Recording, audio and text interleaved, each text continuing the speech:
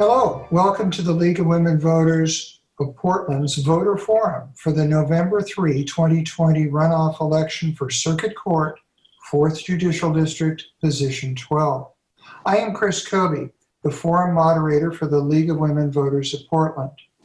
The League is a nonpartisan organization dedicated to making democracy work. We believe democracy works best when voters are informed about issues and engaged in their communities. We are presenting this forum to give Portland voters the opportunity to know more about the two candidates for judge on the ballot, Adrian Brown and Rima Ghandour. Because of the COVID-19 pandemic, we cannot hold in-person candidate events. I am joining you through the auspices of the Metro East Community Media Studio, while our candidates are participating from their own locations. We are grateful for support from the Carol and Velma Saling Foundation, the League of Women Voters of Portland Education Fund, the Weiss Foundation, the Sarah Fruing Fund, and our media partner, Metro East Community Media. And now for the forum rules. The candidates may give a 2-minute opening statement. They will then each have 90 seconds to answer a series of questions we have prepared, and each will have a 2-minute closing statement. We will alternate the order in which the candidates answer these questions. I ask the candidates to adhere to the allotted time limits, please.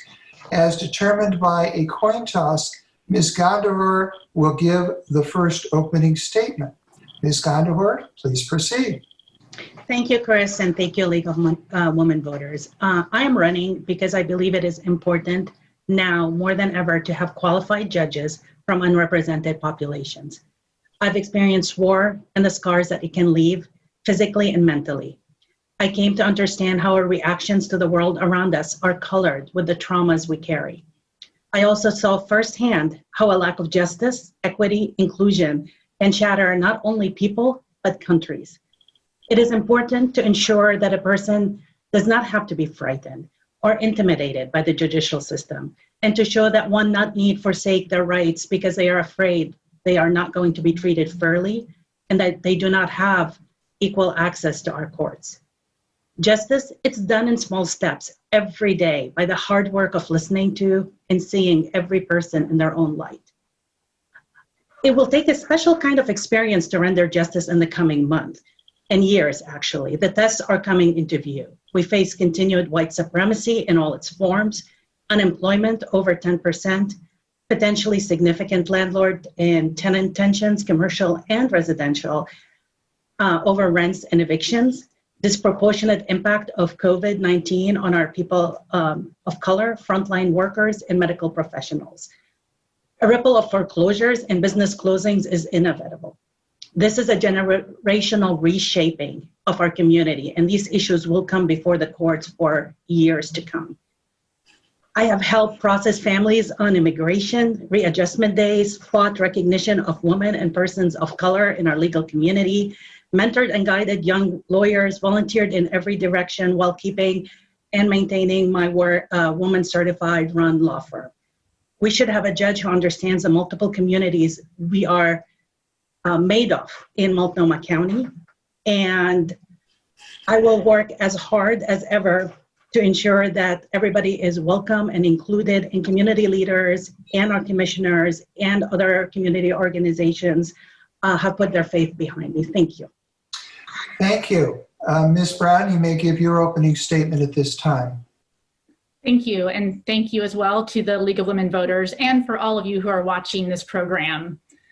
My name is Adrian Brown, and I'm running for Multnomah County Circuit Court Judge Position 12 because I know firsthand the power the judge has in making a difference in families' lives, in children's lives, and indeed in the community.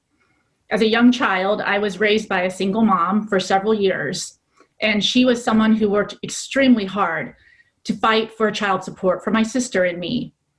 I saw through the power of a judge who acted with courage grant my mother child support that she had been deprived of for over 10 years. That judge did something that not all judges will do, which is to take a leap of faith in knowing that that decision would impact positively the family that was appearing before him. And indeed it did. As a result, my mom was able to help provide for my sister and me, and yet I still took a ROTC scholarship to go to college. In order to pay for college, I served the Air Force for almost 7 years. I was an Air Force Judge Advocate General, and in that capacity, I had the privilege to both serve in helping victims understand their rights during criminal trials, and I also had the privilege of representing airmen and other service members who were subject to felony criminal prosecutions. These are exactly the same kinds of cases that we see in our state courts: child abuse, sexual abuse, domestic violence, rape, maiming, fraud, drug trafficking. I later joined the U.S. Attorney's Office in order to work for the public continually. In that capacity, I created my civil rights position. Before I came, the United States Attorney's Office did not have a civil rights program. I crafted it knowing the voices in our system were not being heard. As a result, under President Obama's Justice Department, I was tapped to be the National Civil Rights Coordinator. I look to bring all of that experience, personal and professional, to the bench. Thank you. Thank you. We now move to the questions part of the forum, starting with Ms. Brown. First question: what particular skills and experience qualify you for the position of Circuit Court Judge? Thank you. Yes, as I alluded to in my opening, I have experience across the board in the courtroom, whether it's as a plaintiff's attorney, a defense attorney, civil or criminal. I have handled it all. I have handled cases involving both victims of crime, children who have had to testify before their accuser, sometimes being their own family members.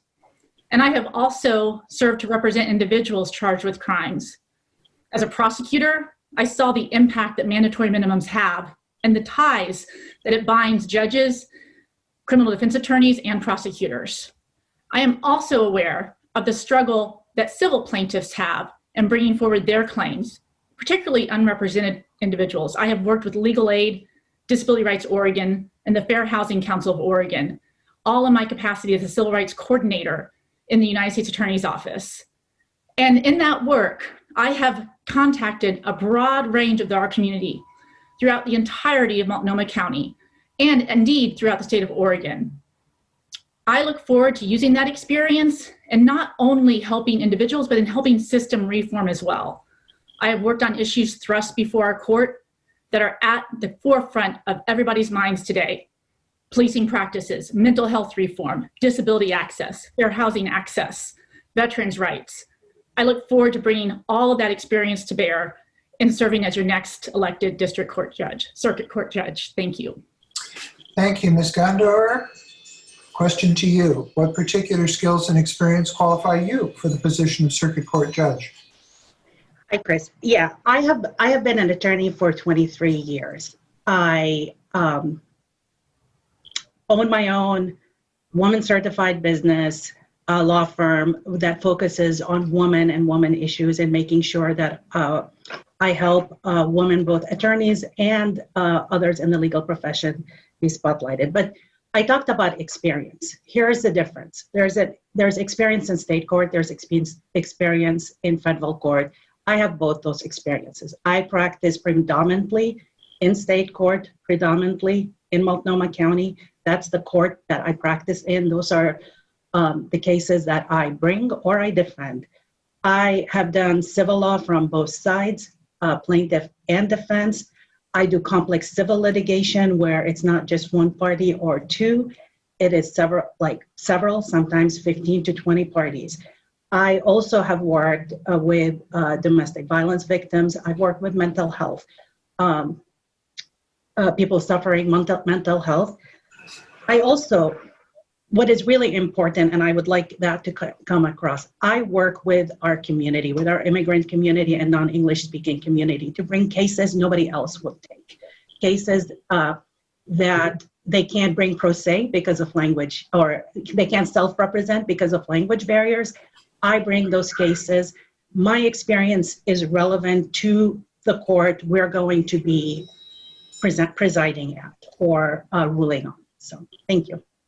Thank you. I'm now going to ask question 2. And this will go to Ms. Ghandour first. Judges can be assigned to perform various functions within the circuit court. For example, criminal, civil, family, juvenile, probate. Based on your legal career and your life experience, for which judicial court, judicial assignment do you think you are best qualified? Civil and criminal. I will be very frank, I don't do family law, so that would not be a place I would be. I've represented people in probate. Again, that's not my forte. Most of the cases in Multnomah County are going to be almost actually equal, civil, criminal. Criminal does get a lot more. There's rules that cases have to come forward faster, but there is a lack of civil, everyday civil practice in all its aspects, whether it's products liability, whether it is fraud, whether it's contract interpretation, and I have huge strength in those areas, and I will be bringing those forward. You said the juvenile, unfortunately, I haven't done juvenile for a long time, but I've done mental health, I've done conservatorships. So those I could help and assist when is needed with the courts. Okay. And one of the things that, as an attorney, that you learn very quickly, especially an attorney who practices and is licensed in 4 different states and practices in state and federal court, is there is always a learning curve. And it's a question of your ability to learn and understand what you need to know. And that's something I feel very comfortable with, to be able to assist wherever I'm needed by the court. Thank you. Thank you, Ms. Ghandour. Ms. Brown, same question to you. For which area of the court do you believe your life experience and career best qualify you? Thank you. Yes, the work of a circuit court judge is as a generalist, and I am prepared to do the work of the court, whatever the court desires to assign me. I look forward to my opportunity in using my experience that I have, having prosecuted and defended criminal cases for over 8 years, and also having worked in civil litigation for the past 10 years. I have worked on both cases involving issues that directly come before the state court. As a prosecutor and as a defender, I worked on issues that the court sees regularly, which involves victims of crime. I look forward to using that experience to be able to see the humanity on both sides of those issues. The shorthand that I like to give to people is that I have both prepared a victim for trial who was 10 years old and had to testify against her own father for sexual abuse.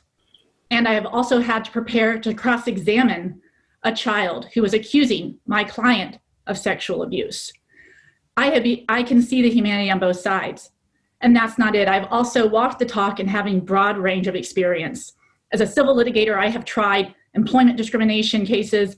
I have worked on cases involving medical malpractice.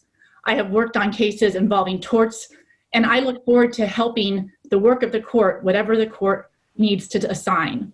I also look forward to using my personal and professional experience across the community and bringing in community voices and to making sure that the work of the court is accessible to everybody. Thank you. Thank you, Ms. Brown. Next question goes to start with to Ms. Brown. Turning to the question of criminal cases again, what is, in your opinion, the central goal of sentencing in criminal cases? And please explain your answer. Yes, so sentencing can be a very complicated part of a judge's obligation, in the sense that it's a point in time where decisions have to be made to both protect victims as well as protect the rights of defendants and the interest of the community to ensure that there is not reoffending and to ensure that victims are protected. So a judge must have to balance all of these things. And there are definitely interests in making sure that there's rehabilitation. And looking at alternatives to incarceration for those individuals where perhaps incarceration isn't going to solve the problem. So there isn't one particular area that I believe that a judge should look at when looking at sentencing. I think it's important for the judge to consider all of the factors. And this is why it can be very hard in mandatory minimum cases for a judge to be able to consider those factors. Yet I do know the power of a judge to be able to vary from mandatory minimums and to be able to use the facts and circumstances in order to make reasonable findings to do so. And I will use my experience, both as I said, as a prosecutor and as a defense attorney, to know what is the best thing to be done. I think this experience is invaluable to bring to the court because I have seen it both from the perspective of a litigator as well as a community civil rights coordinator. And I look forward to using that experience. I will say that for the first time a couple days ago, I heard that my opponent, when she spoke at a forum, that she had criminal prosecution experience. That is news to me, and I would love to hear more about that. I have a proven record of criminal justice experience and look forward to bringing it to bear. Thank you, Ms. Brown. Ms. Ghandour, the same question to you. What for you is the central goal of sentencing in criminal cases? And please explain your answer. Yes, Chris. The central goal, there's no central goal, but there's a couple. One is rehabilitating, getting the person who is being accused and who is being sentenced to make sure that it's not just a punishment, that it actually you are, whatever the sentencing you're doing is going to actually help this person become a better member of our society. And part of it, and the other part is victims' rights, making sure that the victim is heard, that the victim's rights are taken into consideration, and not just through the DA's office presenting that, but through the victim and victim advocacy groups. One of the things that has always affected me personally is growing up where there are no checks and balances. There is no, if you get accused of a crime and you don't have the money and you don't have the resources, where I grew up, you had no chance. You were put in prison, you were not seen.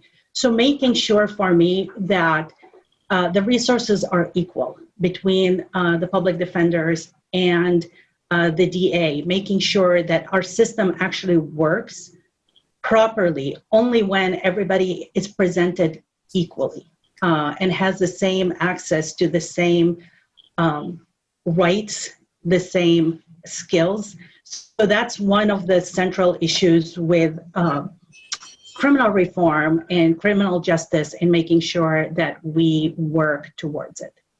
Okay, thank you. Ms. Ghandour, I'll ask you to respond to the next question. Judges can be, turning to a trial court judge's work, let's start with a discussion of a big part of the court's caseload, criminal cases. What are your ideas on releasing defendants pending their trials? What works and what doesn't? I didn't get your, is the question, what do you do with pending a defendant, releasing defendants pending trial? Yes. Okay. So a big part of this is, again, it goes to resources and who has and who does not have the resources. I believe bail and ability to pay bail is not what should be looked at or the factors looked at to make sure that somebody is released. Because just because you can pay $1 million bail does not mean that you don't constitute a risk to society. And so that is what needs to be looked at is the person released, can we release with no bail? Are we putting bail just because we know they can't afford it and they can't leave? Is it safety that we're looking at? Is the person, do they have community support? Do they have the resources? Do they the resources to get help and to be accountable, to be able to show up to court? Do they have, are they a risk? I mean, how much of a risk are they, and are they a risk? And is really keeping them in jail and preventing them from earning a living or being with their families, is that really going to make society as a whole safer?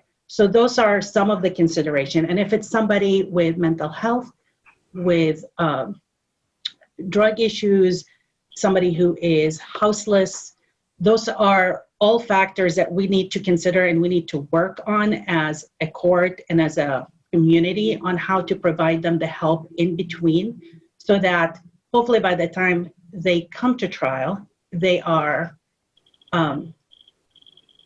better and able to assist in their defense in the cases. Thank you. Mm-hmm. All right, Ms. Brown, what are your ideas on releasing criminal defendants pending their trials? What works and what doesn't?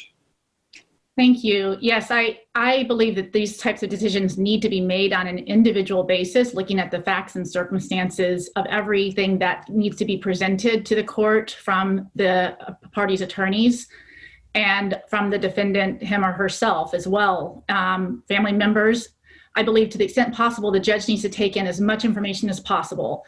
And at the same time, I know judges in the Multnomah County Circuit Court are dealing with a very busy docket.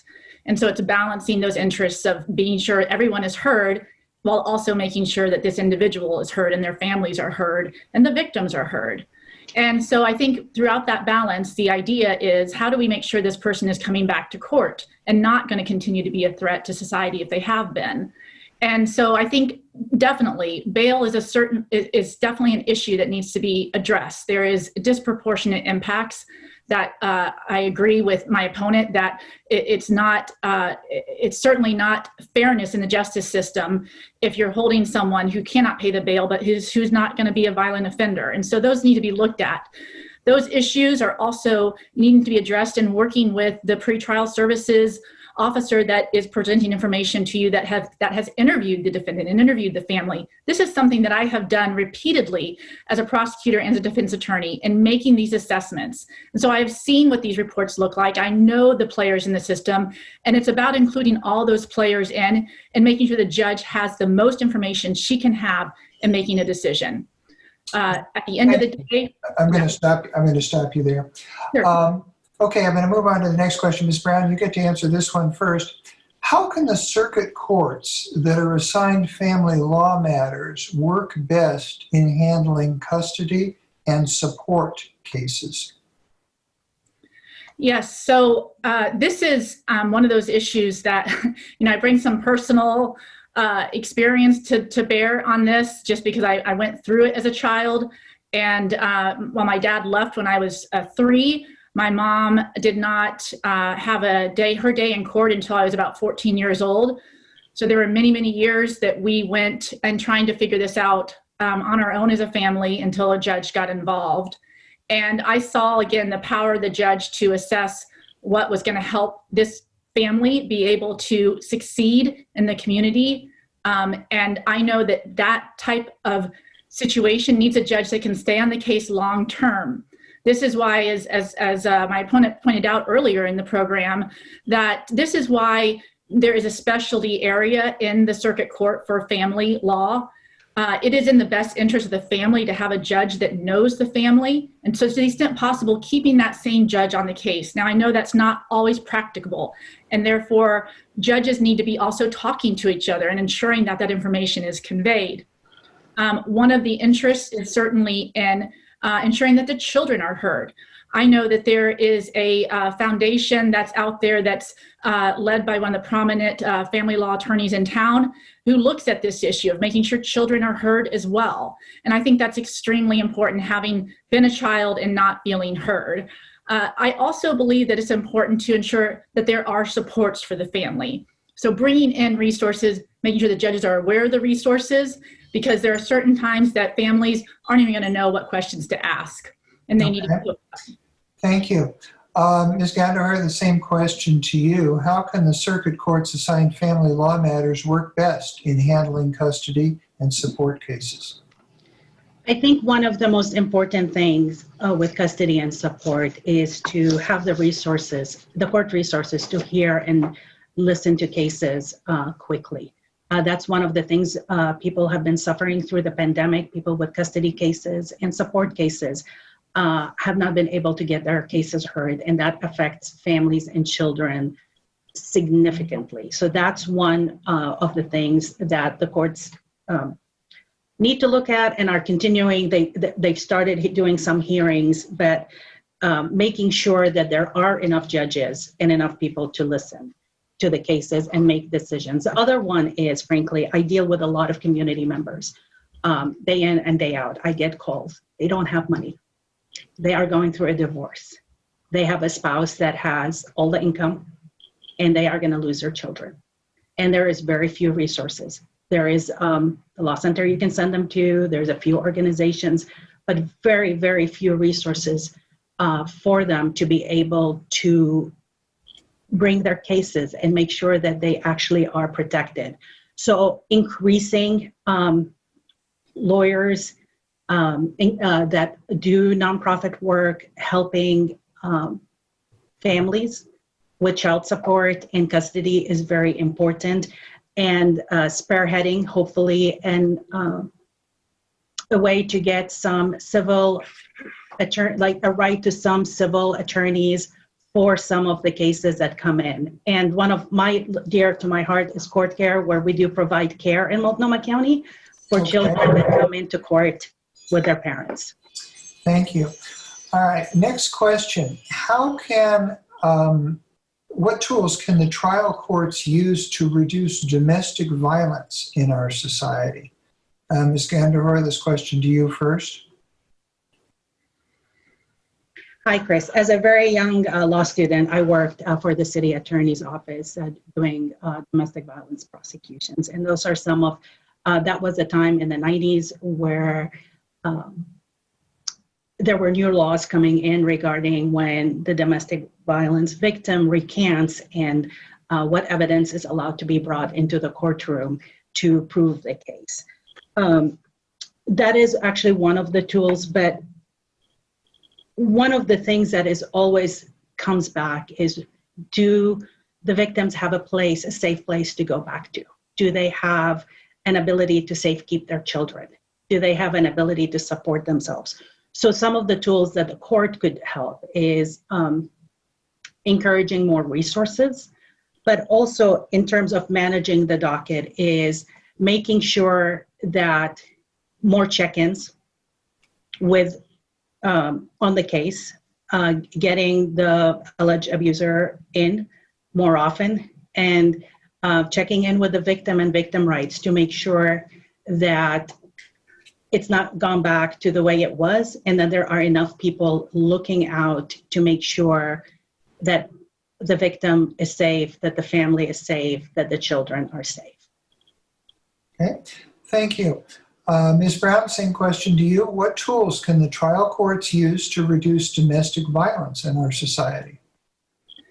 Yes, so this is certainly a complex issue, and one that I worked on as a prosecutor, and working with primarily my cases involved victims of domestic violence, such as rape, assault, maiming, sodomy. I worked with sexual assault victims and victims of crime that were directly related to the relationships that they had with others.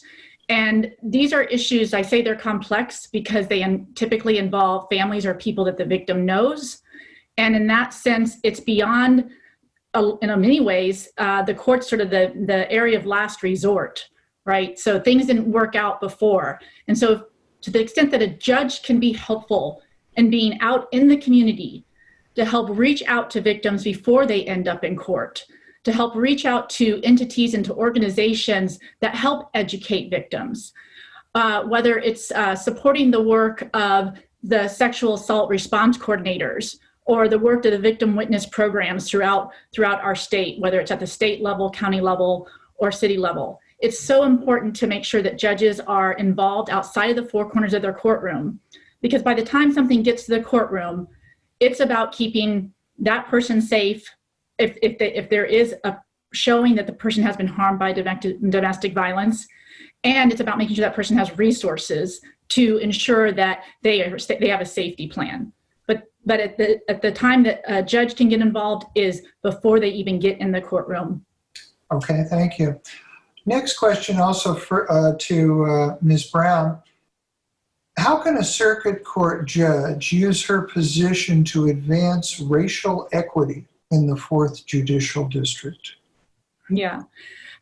This is something that's been heavy on my mind ever since I started working on the policing practices case that I handled for about 7 years, which came out of a result of members of the community both exhausted by not being heard about racial justice issues in policing, as well as in the mental health arena as well. And I believe that the power that the judge has is to not only be aware of the issues in her courtroom. So making sure, like, again, as I mentioned in my previous answer, by the time something comes to your courtroom, there's a lot that's happened before that. And so it's important, first of all, if you're starting with your courtroom, to make sure you have a welcoming environment for everyone that needs to enter the courtroom. And indeed, everyone that enters the courthouse. And the way you know whether it's welcoming or not is by going out in the community and asking what they need to have confidence in the judiciary.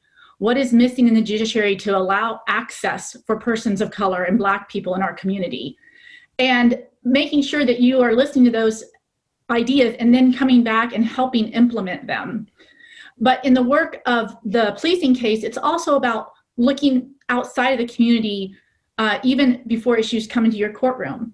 So it's making sure that judges are part of, involved in community organizations, involved in mentoring, and involved in even at the school level, in making sure that there is a role to play for justice and fairness before someone gets into the courtroom. Thank you. The same question to you, Ms. Ghandour. How can a circuit court judge use her position to advance racial equity in the 4th Judicial District? Chris, this is an issue that I've been involved in for years. From the moment I arrived in Oregon, I can go through personal experiences where I have been, my child I've had to take my child's diaper off in airports over and over again because of Islamophobia and phobia of Arab Americans. I came to Oregon and it was very unwelcoming. And I have worked for years to try to get rid of stereotypes, to try to increase access in the courts, in our legal profession. This is one thing about being marginalized in having to deal with racial issues. When you are that person that's being marginalized and having to deal with racial justice issues and racial inequalities, you don't get to choose when to experience those confrontations. They come to you, whether you like them or not. So being that person, being out, and I have been out in the community for years, not 2 or 3, 18 years, to the expense of my kids, my husband, trying to improve access, trying to talk, and being part of the community. People come to me all the time, every day, with cases, with issues, with problems, with racial injustice. So being that person and already known in the community for that work will help my message come across. It will help me make sure that when I speak to other judges, they listen to what people's experiences are and what is going on in their lives and how cases affect them. Thank you. Next question also to Ms. Ghandour. Are you satisfied with the circuit court's use and treatment of jurors? If not, what changes would you advocate? Currently, during COVID, there's not that many jurors being used, and that's a problem. The Multnomah County has been very good at trying to make sure everybody's safe, and that's a great thing, but people's rights are being affected. In terms of jurors overall, the last case I tried in Multnomah County last summer it was very interesting when we talked to the jury afterwards that they cared. They actually asked the question, why are there no people of color on this jury? Where are they? And that was coming from the jury. So obviously we're not doing well enough. When the jurors are looking around and saying in the jury room, there were people of color, and now we're here and we're done with the case and we're talking to you attorneys. Where are the people of color? Why were they off the jury? What happened to them? So that, I think going out in the community, making sure that people of color feel that when they do come as a juror to the court, that they are going not to be kicked out because they're, for whatever reason, not going to be chosen, and that we need them. We need their perspective. We need that important perspective, because you can't have justice when you don't have the right perspectives, when you don't have the right people making the decisions. So that outreach is very, very important. Thank you. Thank you. Ms. Brown, same question to you. Are you satisfied with the circuit court's use and treatment of jurors? If not, what changes would you advocate? I think this is a great question, and this is exactly the kind of question that I think it would be great to take out to the community. I can speak from my experiences as being chosen as a juror. I served as I didn't actually get to sit for the trial, but being chosen to come in and watch the video, had a judge present, and people proceeded to try to think of every excuse possible to get out of jury service. So I think one of the important principles that a judge can bring and that the judiciary can bring is impressing upon the community why this is so important. It is very heartening to hear the feedback that my opponent just talked about from jurors that were participating. But I have also seen, as an attorney, not just as a perspective of a juror, but as an attorney, see people during voir dire think of multiple ways to try to get out of jury service. And this is a problem. I hope, if nothing else comes to light from this COVID-19 pandemic, from the news media that's happening surrounding the issues of Justice Ginsburg's death and what's going to happen with her successor, is how important the judiciary is, and the need to make sure that that message is communicated to our voters, to the people in our communities. I agree that we need to make sure that persons of color are included in our jury pool. And so to the extent that the court has not done an audit of that system, how are we selecting jurors? What is the process that the judiciary goes through? We should be looking at those things. The court is not immune from these issues. And the only way we will find out how to best serve people is to ask the question. Very good. Okay, thank you. Next question. We'll start with you, Ms. Brown. Are you satisfied with the current way circuit court election campaigns are funded? If not, what changes would you support?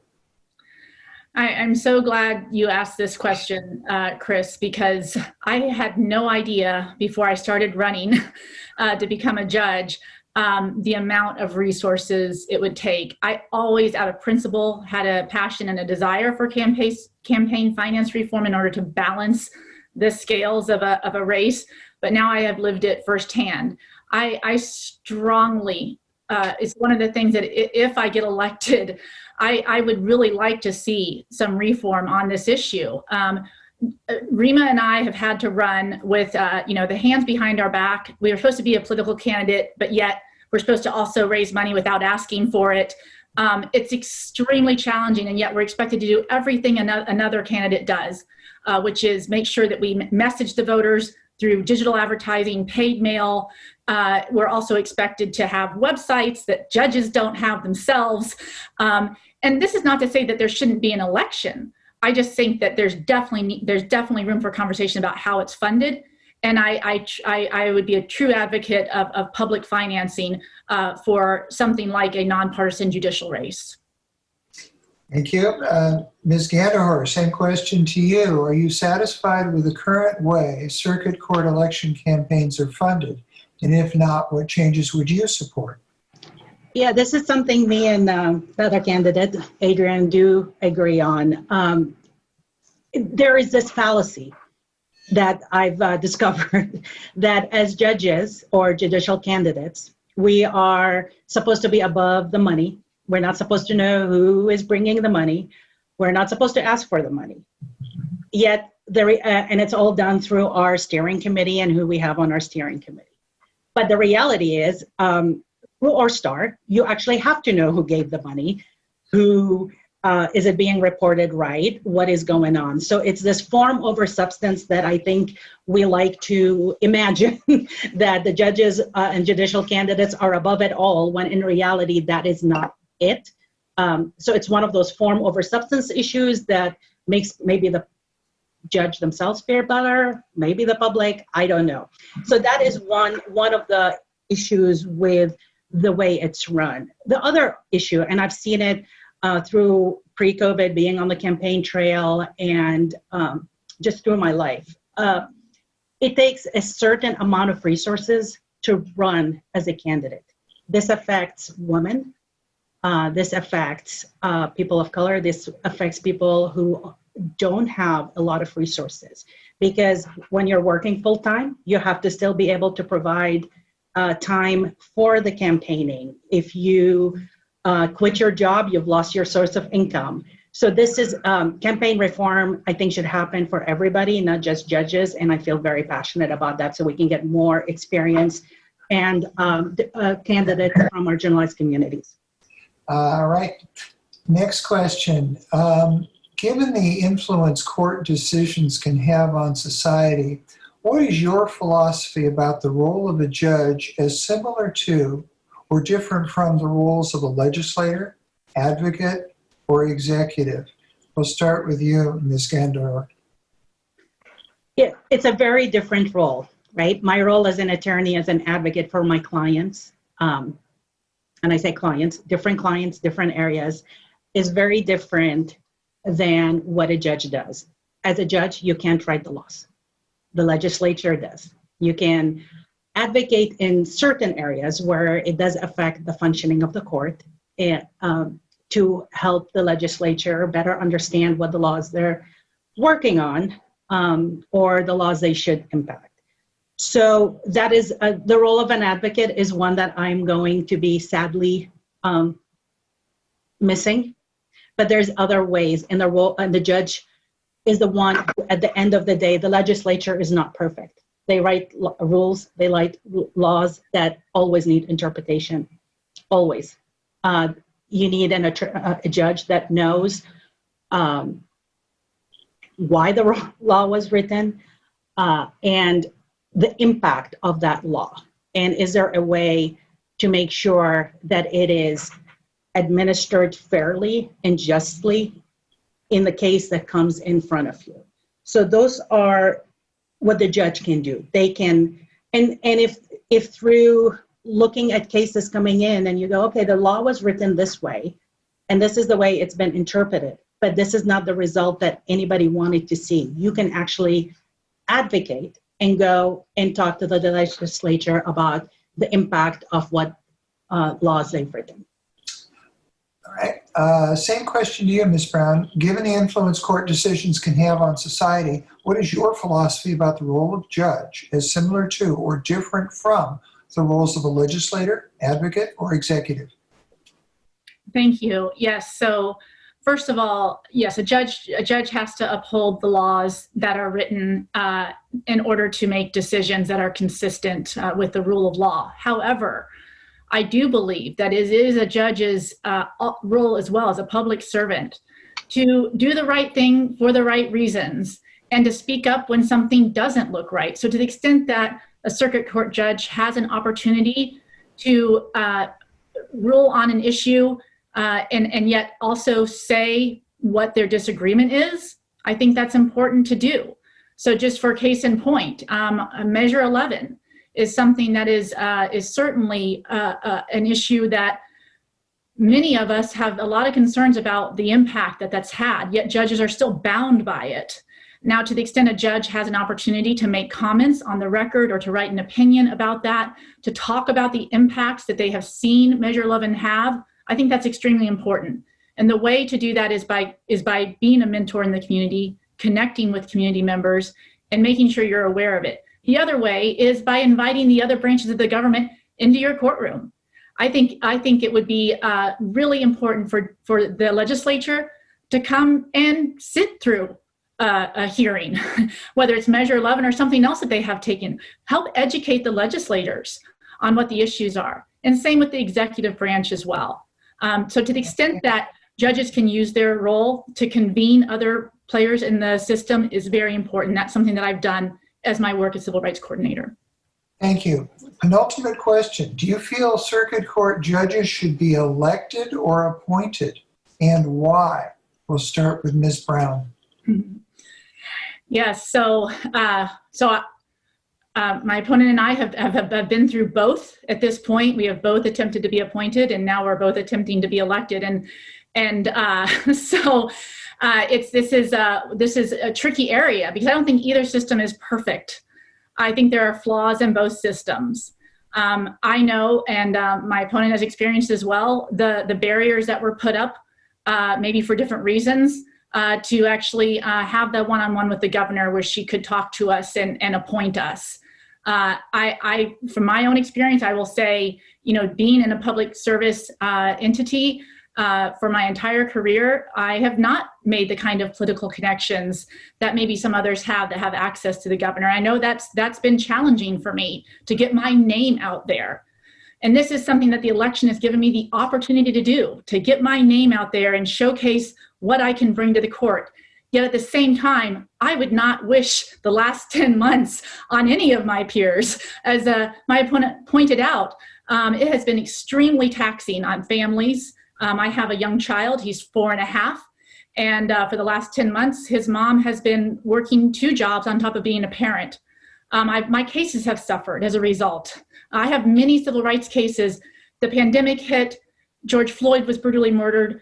We have wildfires. We have so much crisis going on in our community, and I have so many cases. I get calls every day. In fact, I have a legal assistant helping me screen those calls because there's just so many. So I don't have a perfect answer, but the question needs to be asked. What do we do next? Okay. Ms. Ghandour, what do you think? Do you feel circuit court judges should be elected or appointed, and why? So, Chris, I support democracy beyond anything else. I believe elections are important. Elections hold people accountable. Yes, there needs to be reform. There needs to be changes in the way we do it, because we talked about campaign reform earlier.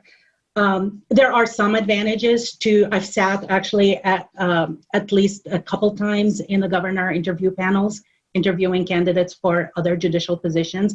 There is some advantage to that because there is a more thorough review. There is a check by the different organizations like the Multnomah Bar Organization on the candidates and what their colleagues believe of them, what maybe skeletons are in the closet. So there is that vetting process, which is pretty important, that is not necessarily there in this kind of race because it's so down ballot and people don't put the effort into it.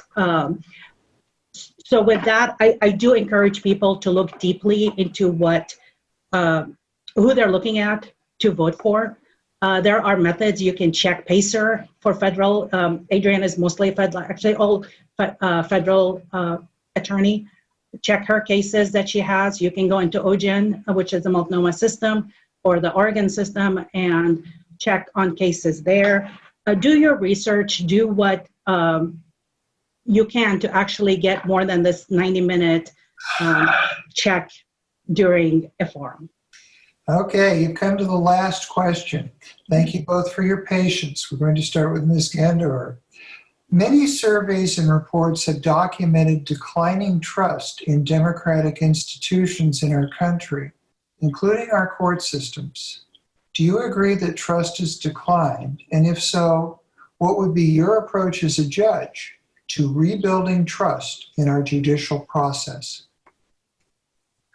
Chris, unfortunately, I do agree. As I said, I'm a huge believer in democracy and our systems. The judiciary is one of the 3 branches, and without it, it's a 3-step stool that you will not have stability if you do not have a judiciary that is respected, that is listened to, that is inclusive and fair.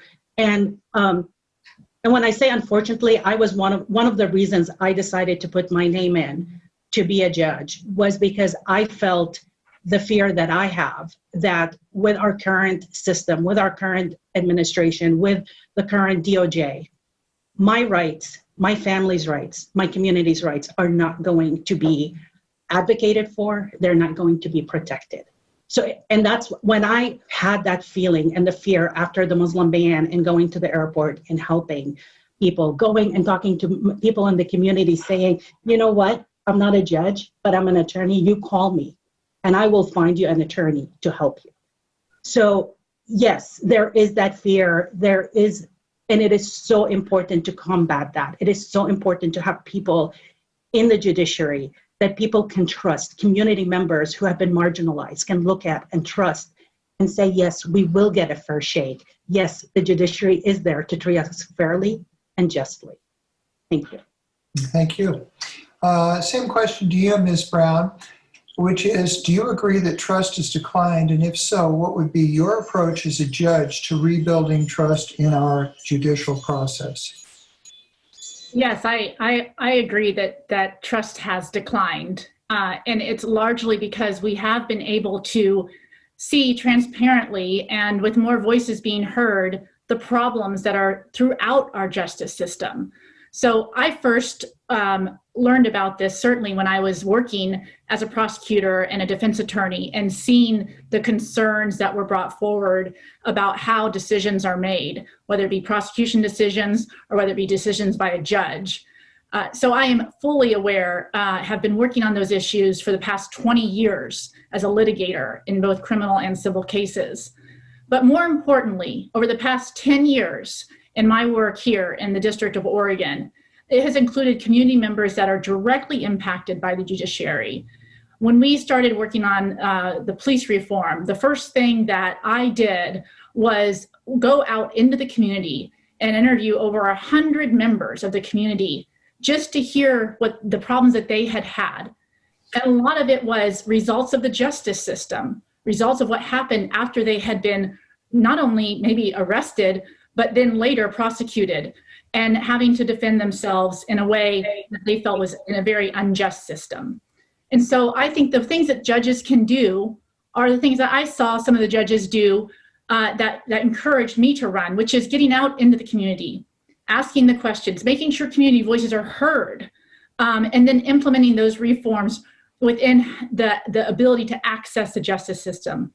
The other issue is civil reform. And so okay, we're going to have to hold it. We're going to have to hold it there. Thank you. Okay, thank you for responding to all of these questions. It's been very illuminating. It's now time for closing remarks. You will each have 2 minutes. And Ms. Ghandour, you can begin your closing statement. Thank you, Chris. Sorry, I had to check my mute was on. I think I believe it's very important that vital perspective, different perspective, be brought to the judiciary. Because when a judge deliberates, they take in all of their lived experience, all of their experience in making the decisions in how they treat people appearing before them. And we were just talking about trust in the system. If the judicial system, if the judges don't represent the community they are part of, that is by itself going to cause distrust in the system. I have the experience. I have community support. I have done this work for 23 years. I have done the volunteering for over 20 years in the legal community. Not recently. This is one of my favorite sayings about RBG is that the causes that have given her the most pleasure are the things that she's done when she was not paid. And that's an affinity I feel with her because I have my job, I have my day job that I get paid for, but everything else I've done on my own time. I have lost money doing it because when I don't work, I don't have the federal government paying my salary. I don't work for 3 hours because I'm presenting to Multnomah County judges about what it means to be me and living in my skin. I am losing money doing that. I am supported. I am very, very proud that 25 of the judges in Multnomah, 25 judges have endorsed me, and every judge of color that has endorsed in the race has endorsed me. I have 17 out of the 18 unions endorsing me because they know the work I have done and continue to do. And then dear to my heart is National Lawyers Guild and other civil rights organizations that have endorsed and have encouraged me to keep in this race and stay steady. Thank you, Chris. I'm going to break it there. Ms. Brown, you now have 2 minutes to deliver your closing statement. Thank you. I am running to be a judge because I have the broad experience across the board to hear the voices from the community just as they were heard when I was a young child. I believe that it's important to make sure that a judge has a broad spectrum of experience. And my experience in this race is simply unmatched. I have brought forward the ability to hear both civil and criminal cases on both sides of the aisle. At the same time, over the past 10 years, I have worked directly in the community, not work that was assigned to me, work that I created, work that I sought out to find. And indeed, that is why I served under President Obama's Justice Department as the National Civil Rights Coordinator. And I helped build those programs across the country. When I left that position, I had successfully brought forward over 30 positions that still exist today. And yes, over the past almost 4 years now, I have fought extremely hard to keep my position alive. Yet I know I can be best serving the community by being involved at the local level. And that is where I want to be. I have not only worked to make sure that communities of color are heard and that their voices are championed, but you don't need to take my word for it. Take a look at my endorsers at adrianforjudge.com, and you will see people like former Senator Avell Gordley, Kathleen Sadat, former Governor Barbara Roberts, as well as Joanne Hardesty, our city commissioner, the Albina Ministerial Alliance, Coalition for Justice and Police Reform, Dr. Bethel and Dr. Haynes both endorsed me as well. Musea Lowell from the Somali American Council of Oregon. I hope that you will take a moment to take a look at more than just the face you see here, but the faces who stand up and who stand with me to bring fairness and justice to the Multnomah County Circuit Court. Thank you. Thank you both, Ms. Ghandour and Ms. Brown, for your participation in this voters forum. Audience members, please share this forum recording with your family and friends. We all need to be informed voters. This recording and other information about these candidates will be available on vote411.org through Election Day. Ballots are mailed to all registered voters starting October 14. As with all Oregon elections, it is mail-in only. Ballots are due by 8 p.m. on Tuesday, November 3, into the Elections Department. Postmarks do not count. Mail your ballot, no postage required, by Tuesday, October 27, to ensure that it is received by Election Day. After October 27, find a drop-off location near you by checking www.vote411.org or your voter's pamphlet. This is Chris Kobe from the League of Women Voters of Portland. Thank you for watching. Please be an informed voter. And remember, your vote counts.